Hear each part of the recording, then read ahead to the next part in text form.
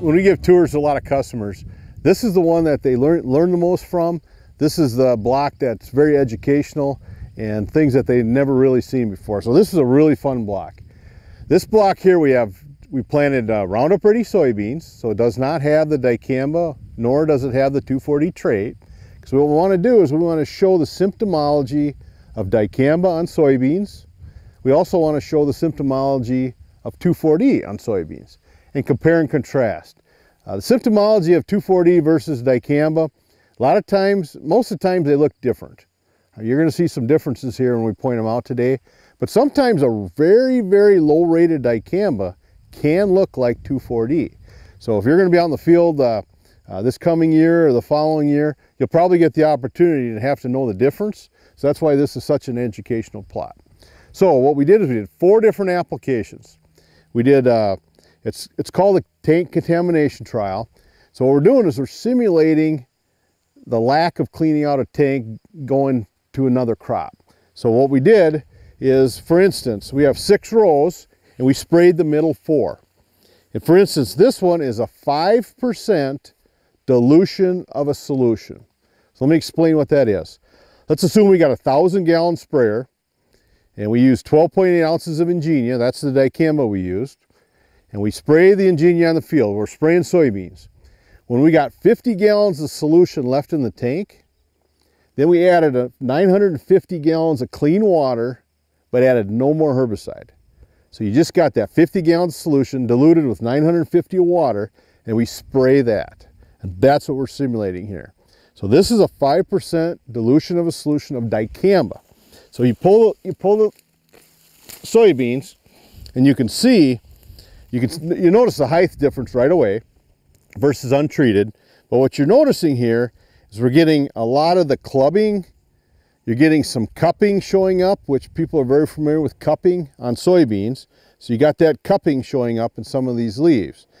But these soybeans just really haven't grown since we applied it. And we applied it exactly 4 weeks ago today.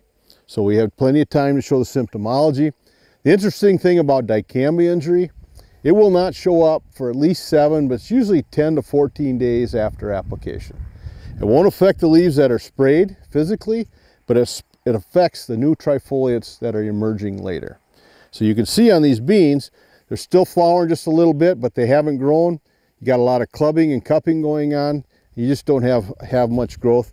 That symptomology is probably more than you would normally see with an off-targeted dicamba, because this is more of a person sprayed the night before, didn't clean out a sprayer, it was too late.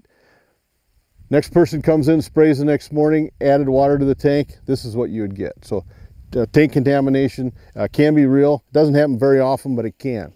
What's interesting is we did not spray this row, but you're seeing also some off-target movement of dicamba. I want to point out a couple leaves because this is a situation where a lot of people will think this is 2,4-D injury. Very low rates of dicamba can look like 2,4-D. These leaves are not cupped. They're actually cupped backwards.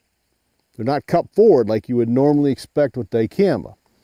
You got the rough leaves, kind of the bumps, the alligator look, some elongation on the leaves.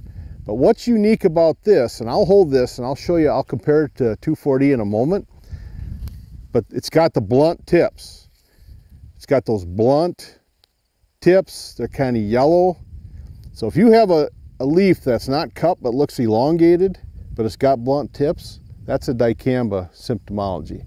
If you got this kind of a look with a pointed tip, then that's more of a 2,4-D type symptomology. Dicamba usually does look different than 2,4-D. One interesting thing is that 2,4-D will never cup leaves.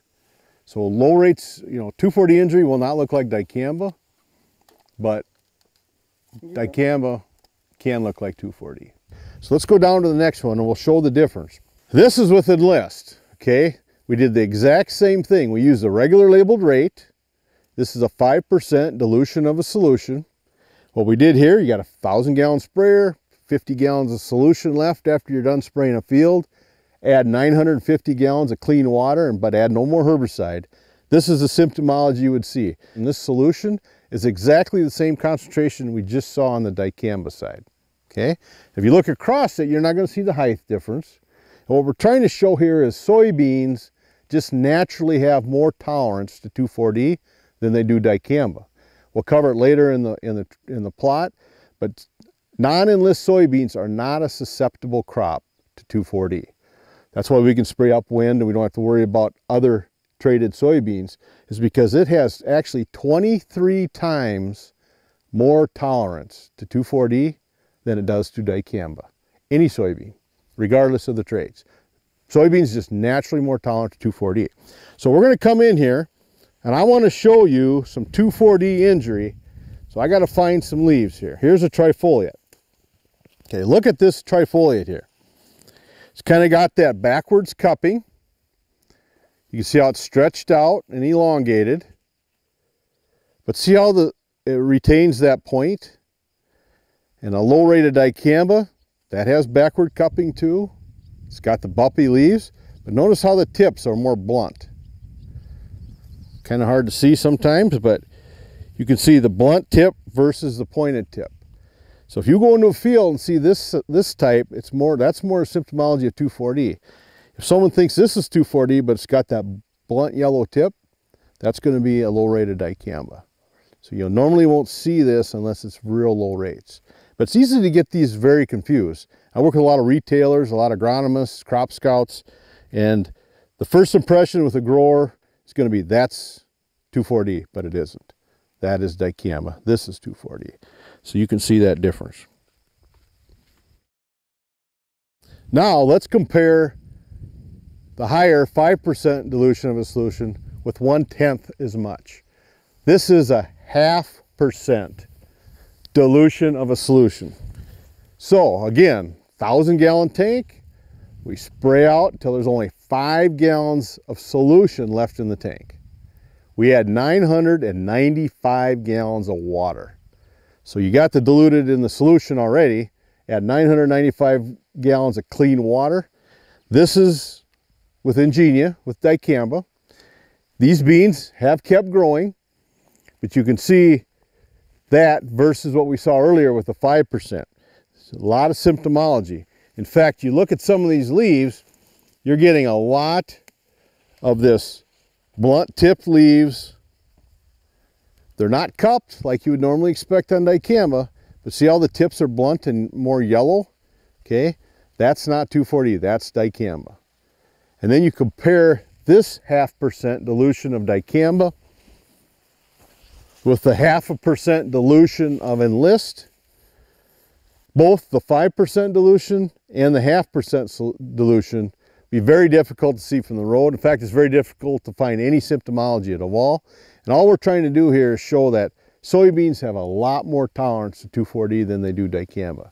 So we don't ever want to mess up. We don't ever want to not clean the sprayer appropriately. But if a mistake did happen, you could see the effect on the soybeans and potentially the yield it's more extreme on the dicamba side versus the 2,4-D.